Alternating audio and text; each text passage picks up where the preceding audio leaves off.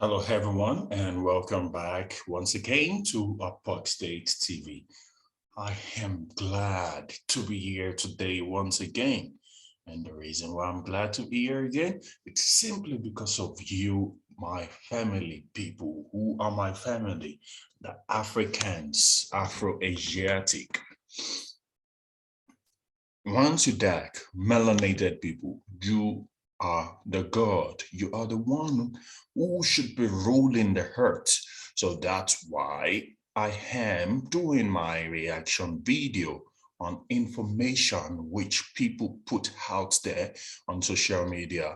But we Africans, melanated people, don't know that these informations are informations that talks about us. The last time I did a series on Satan and the energy of Satan. So today I'll be taking my series from Douglas 666. So I'll be dropping the link by the subscription below as well. Shout out to you, Douglas 666, because without you, I wouldn't be able to come up with this reaction video.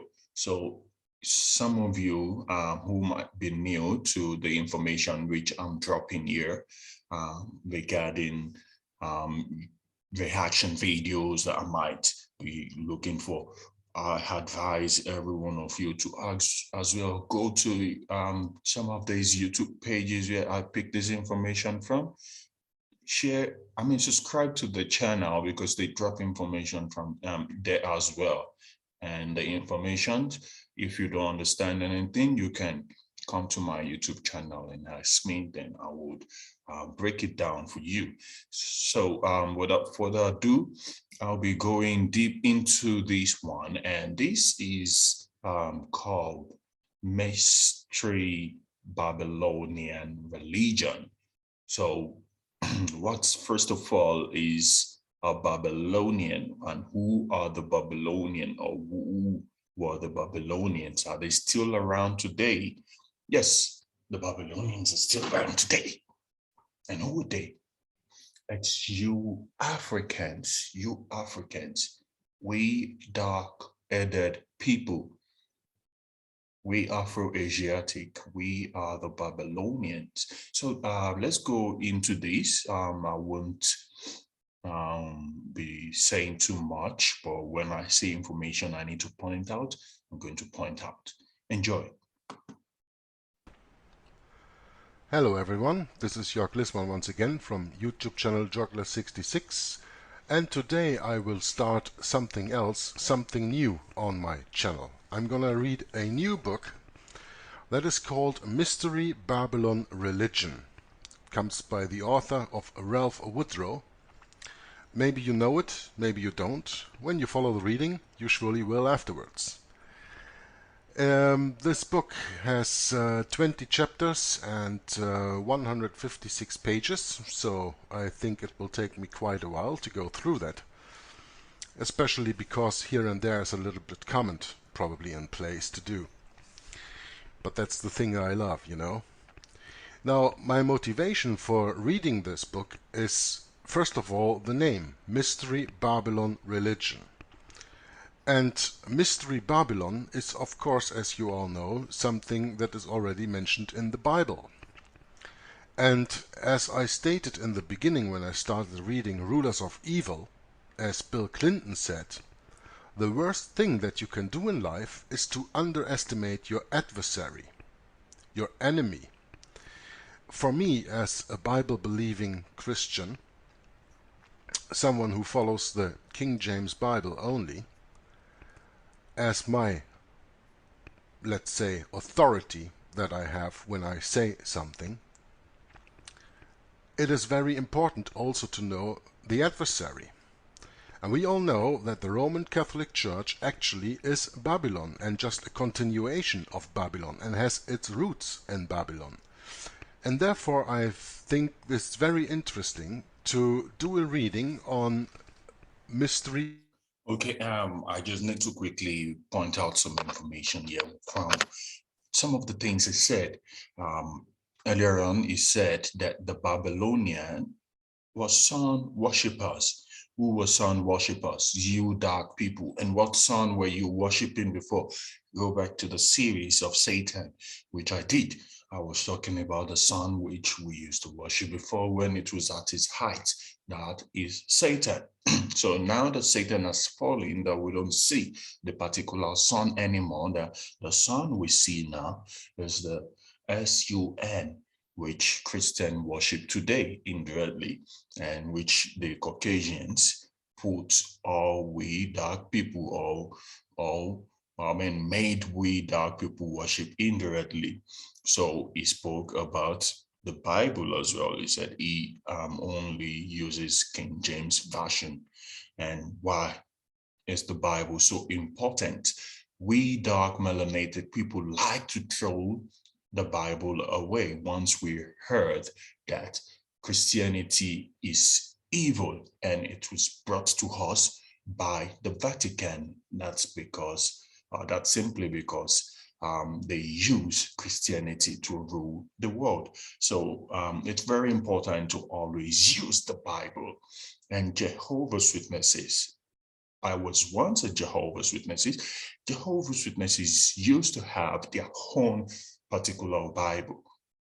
And the Bible which they have, which they're using, they call the New Testament the Hebrew scriptures. The Old Testament, my apologies. They call the Old Testament the Hebrew scriptures. So who are the Hebrew? The Hebrew are you melanated people. You are the Hebrew tribe, the children of Jacob. You are the Hebrew. And in Old Testament pointed out more on the Babylonians and who the Babylonians are. That's where you get the Tower of Babel from, and that's where you get my name, King Nebuchadnezzar, from. And we will be going into that. Let's keep going. Babylon religion, because we have to know our enemy to understand him. And probably we'll see this in this book, otherwise you know that anyway, that when the Tower of Babel was destroyed and the nations were formed by our Lord when he scattered the people in different tongues all over the world, the Tower of Babel that fell, which is talking about, is we dark people, we melanated Mars, we Afro-Asiatic people. That is the allegory Tower of Babel that fell. And how is it an allegory? It's the same allegory Daniel spoke about to King Nebuchadnezzar, that your tree has reached the heavenly place. That's why it was chopped down and the root was left. We are the Tower of Babel that fell because we were the one civilizing the whole world. We were the one going all over the world, building ancient monuments, which they still can match up till date. Look at the construction in Iberia Peninsula and North America, which you call United States today. Look at the buildings, the so-called plastic building. The building today can match up the ancient building of the Mars. So when we fell under the doctrine of discovery, these Caucasians that rule today, that scattered our language, because our language is still the English we speak today from Patois Creole.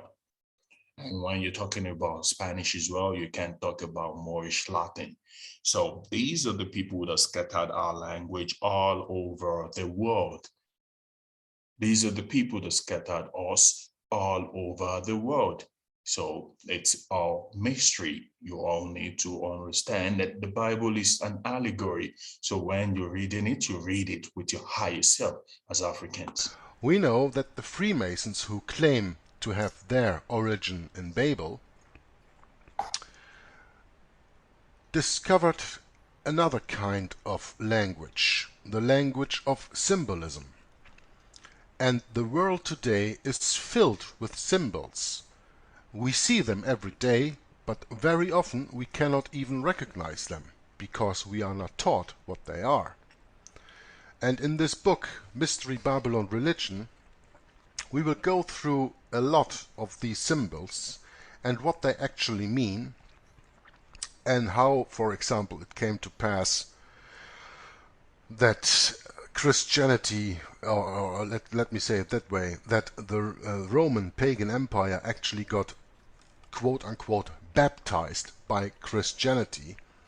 And of course, therefore, it is very important to know all the symbols to distinguish a real Christianity from paganism. And I think this book will help us. And this book starts in the first chapter that is called... Okay, he is talking about real Christianity and paganism. And paganism, which is talking about, is referring to the Vaticans as pagans.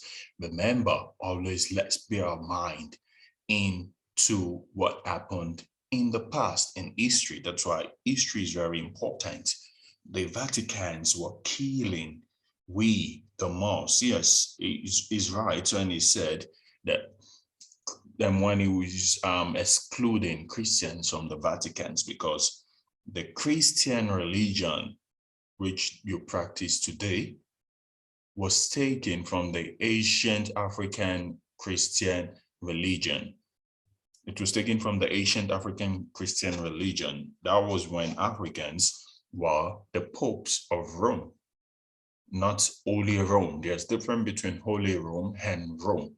We were the popes of Rome. So when they hijacked the African culture or the Christianity, they hijacked every information that was with us, all the ancient information. That's why he said Freemasons are working in symbols, because everything we were doing before, it's more like what you call occult. So even though he's trying to still say that the Vaticans are the pagans and Christians were not pagans, this is not true, because back in the days when we were the popes of Rome, we were still practicing all these energies, all these symbols, all these messianic things, because these are the science that makes the world go around. And without this science, the world can operate. That's why I said melanin is God. And the Bible itself said it, that when one or two melanin are gathered, there is God there. Let's keep going. Babylon sun worship. It's the source of all false religion. That does mean that it is not only the source of the Roman Catholic Church, but it is also the source of Hinduism, of Buddhism, shamanism. It's the source of Islam, of course, because Islam was founded by the Vatican, as you probably... Yes, it's talking about Islam founded by the Vatican. That was one of the things which I pointed out earlier, and I said the Vatican stole everything that belongs to us, including Islam. Islam was never religion. Christianity was never religion. All this was school of myths, school of mythology, and Christianity was a school of myths for day, and Islam was the school of myths for night. And you can study international law without studying religion, because religion is law. When the Bible talks about Abraham, and when the Bible says Abraham is righteous, the Bible is only simply saying that Abraham understands the law of the land. So you can't exclude religion in international law. And Islam is mostly based on law. That's why the Freemasons are using all Islamic Islamic symbols from the Moorish Empire that fell. Probably all know already. And in all these religions and in all these nations are symbols used, and these symbols mean something for the people in the hierarchy, and they can also mean something for the lay people, at least if they know them. So that's a little bit my motivation to read this book to you, and I hope you will enjoy it as much as I do. And I tell you, I have not read the book in advance, only chapter 1 and chapter 2. So now I'm going to read chapter 1, Babylon Sun Worship, Source of All False Religion, from the book Mystery Babylon Religion. The mystery religion of Babylon has been symbolically described in the last book of the Bible as a woman, quote, arrayed in purple and scarlet, decked with gold and precious stones and pearls, having a golden cup in her hand. Why is the mystery Babylon described as woman? If you are a Jehovah's Witnesses, I'm sure you will understand this image. Everything is in symbols, and this image is the image of Babylon the Great, the prostitute which all kings and all leaders of the world has committed adultery with, according to the Bible. Always remember, all your pastors, every one of them, Africans, you love pastors a lot. That's why we don't have common sense anymore, because your pastors took common sense off your head. All your general overseers, they are blood suckers. They drink the blood of your children for real, for real. And these are the things we will be going deep into. And what prostitute is he talking about here? That's the Pope of Rome who brought us religion, the popes of Rome and the Queen of England that brought us religion. They both brought us religion. They sent missionaries before they came into our land. These are the people that the queens of the world and the kings of the world have committed adultery with, and this is Babylon the Great. And full of abominations and filthiness of her fornication.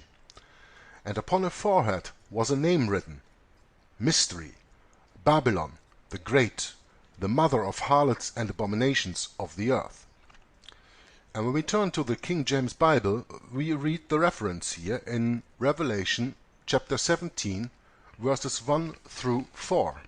Quote, And there came one of the 7 angels which had the 7 vials, and talked with me, saying unto me, Come hither, I will shew unto thee the judgment of the great whore that sitteth upon many waters, with whom the kings of the earth have committed fornication, and the inhabitants of the earth have been made drunk with the wine of her fornication. So he carried me away in the spirit into the wilderness, and I saw a woman sit upon a scarlet-colored beast, full of names of blasphemy, having 7 heads and 10 horns. And the woman was arrayed in purple and scarlet color, and decked with gold and precious stones and pearls, having a golden cup in her hand, full of abominations and the filthiness of her fornication. Unquote. So we see already here in Revelation chapter 17 what this beast is, what this woman is, where she comes from. Because we know that, as it is written in Revelation 17, the judgment of the great whore that sitteth upon many waters. And waters are in Bible prophecy, in another place in the Bible, explained as being tongues, multitudes, and nations, with whom the kings of the earth have committed fornication. We are talking, of course, about spiritual fornication. And the kings of the earth have done that and are still doing that, and you can see that by every quote-unquote king, whether it's a king, or it is a president, or it is a prime minister, going to Rome and kissing the Pope's ring. There we see Revelation fulfilled. So when the Bible uses symbolic language, a woman can symbolize a church. The true church, for example, is likened to a bride, a chaste virgin, a woman without Why spot does or... the Bible use a woman as a symbol of the church, as a prostitute? Because the church is the most beautiful place of house worship you can think of. That's how the prostitute is. The prostitute is beautiful. And when you see a prostitute, she's going to lead you astray because of her beauty. And that's what the church is all about. That's why they tell you not all the glitter is gold. Not all the glitter is gold. And the same Bible tells you that where one or two people are gathered, there is God there. That's why all your churches in Africa are not Anglican church. Most of them are Pentecostals because they are gathering your energy through beating of drums, which our ancestors always use, through tambourines, which our ancestors still use till date, through clapping and dancing, which they do. And that's why you see the Vaticans always have one dark melanated brother to power on all the symbols and all their energies of their secret cult society. blemish. And we go here to Ephesians chapter 5 verse 27 to understand that a little bit better. Quote, that he might present it to himself a glorious church, not having spot or wrinkle or any such thing, but that it should be holy and without blemish. Unquote.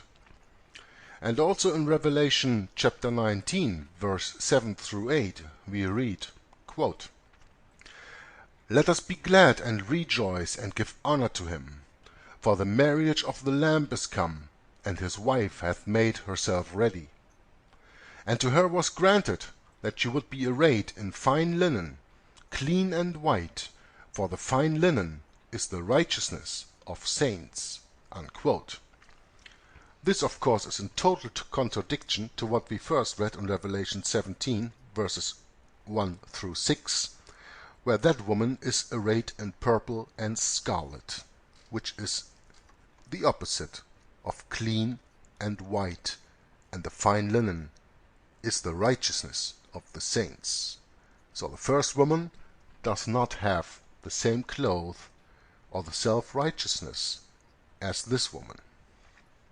But here, in striking contrast, an unclean woman, a defiled woman, a harlot, is pictured, as I just tried to make clear to you. If it is here correct to apply this symbolism to a church system, it is clear that only a defiled and fallen church could be meant.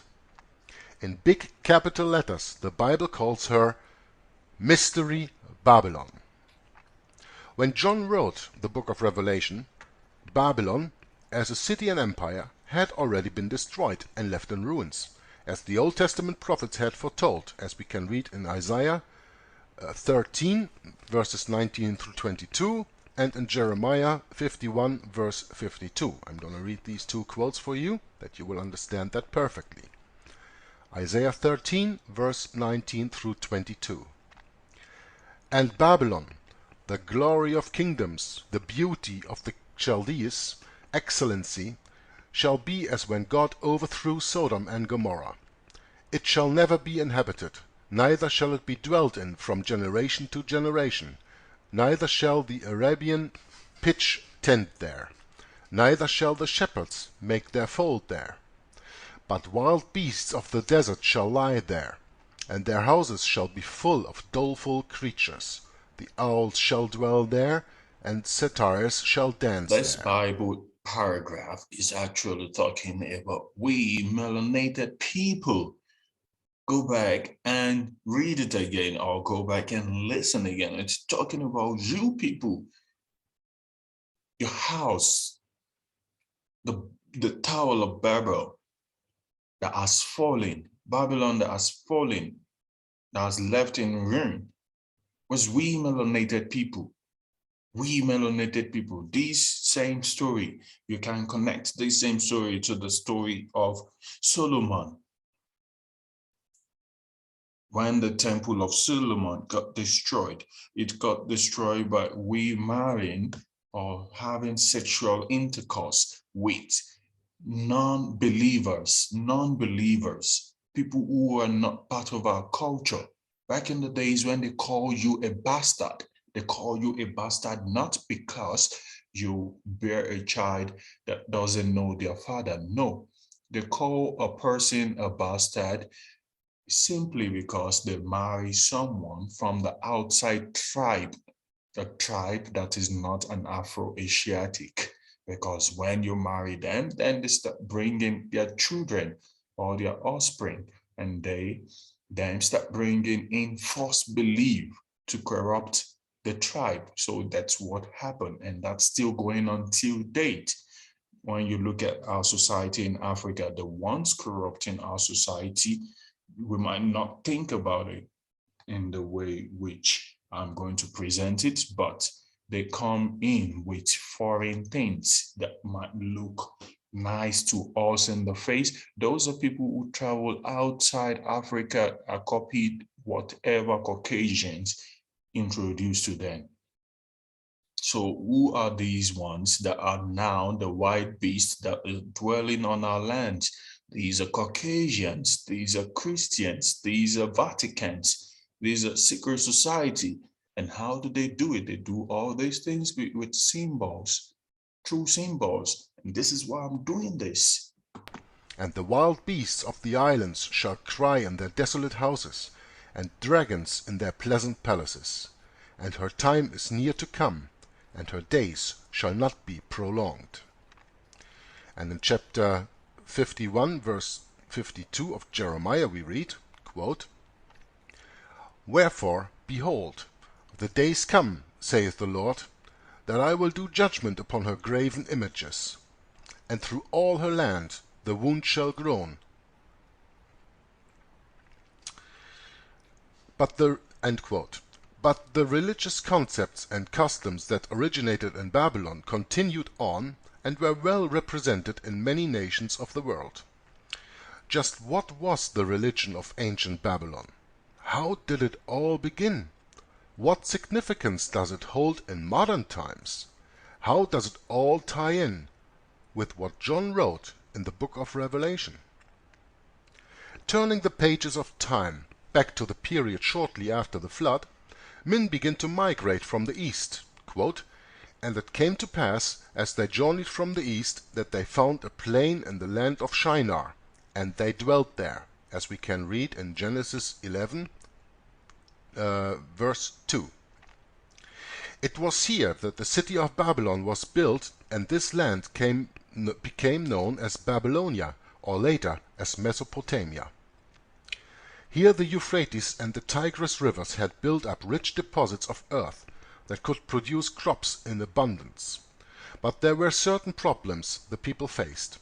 For one thing, the land was overrun with wild animals, which were a constant threat to the safety and peace of the inhabitants. And we can read in Exodus chapter 23 verses 29 and 30 for confirmation in the Bible.